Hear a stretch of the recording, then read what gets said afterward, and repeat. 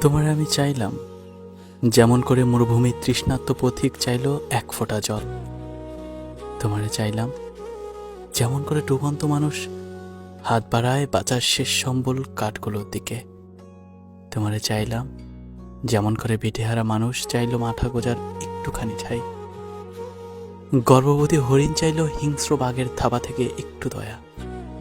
তোমারে চাইলাম যেমন এক রোজাদার চাইল ইফতারের জন্য এক টুকরো রুটি।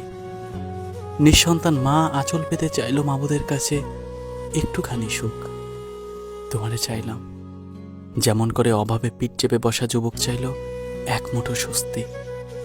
খরার দিনে যেমন করে কৃষক চাইল রহমতের একটুখানি বৃষ্টি। জানতাম তোমার পাওয়া হবে না, তবুও নিয়তির বিরুদ্ধে দাঁড়িয়ে তোমাকে চেয়েছি।